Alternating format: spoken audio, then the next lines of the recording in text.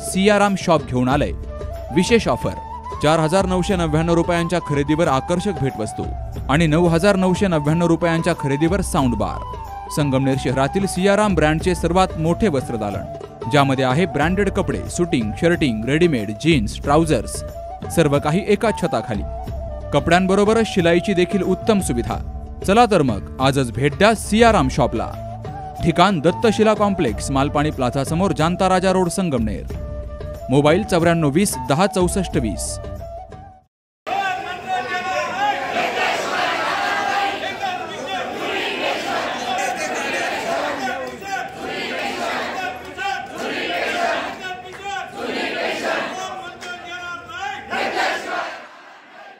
शासनानं जुनी पेन्शन योजना पूर्ववत करावी या आणि इतर 18 मागण्यांसाठी 14 डिसेंबर पासून अहमदनगर जिल्हा समन्वय समितीनं बेमुदत संपाची हाक दिली आहे।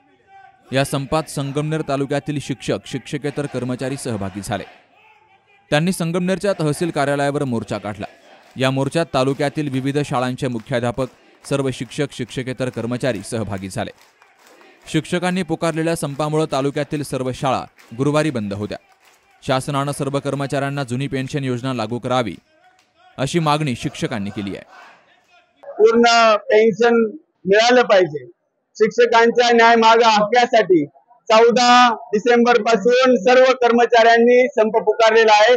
यामध्ये शिक्षक, आरोग्य, सर्व कर्मचारी यामध्ये सहभागी झाले। शिक्षकेतर कर्मचारी आहेत आणि शिक्षकांची पेन्शन असेल, शिक्षकेतर कर्मचाऱ्यांचे प्रश्न असतील, शिक्षकांच्या अनेक समस्या असतील, या सोडवण्यासाठी या संपाशिवाय पर्याय नाही। हा बेमुदत संप आम्ही सर्वांनी पुकारलेला आहे आणि शिक्षक एकजुटीचा, कर्मचारी एकजुटीचा नक्की विजय होईल अशी आशा या ठिकाणी बाळगतो।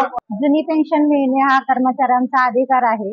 जसं की 2000, 3000 आजच्या काळामध्ये एवढ्या महागाईच्या युगामध्ये नवीन जे शिक्षक ग्रामस्थांकडून आणि समाज लोकसहभागातून भरले जात आहेत, त्यांना 2-3 हजारामध्ये आपलं रोजचं आयुष्य आणि मूलभूत गरजा पूर्ण करणे शक्य नाही आणि आमच्या बरोबरच्या बांधवांसाठी हा लढा आहे। त्यामुळे सरकारने या गोष्टीचा विचार करावा। भारत सरकारने 1 नोव्हेंबर 2004 ला ही पेन्शन बंद केली आणि त्याच धर्तीवर महाराष्ट्र सरकारने 1 नोव्हेंबर 2005 ला सर्व कर्मचाऱ्यांची पेन्शन बंद केली।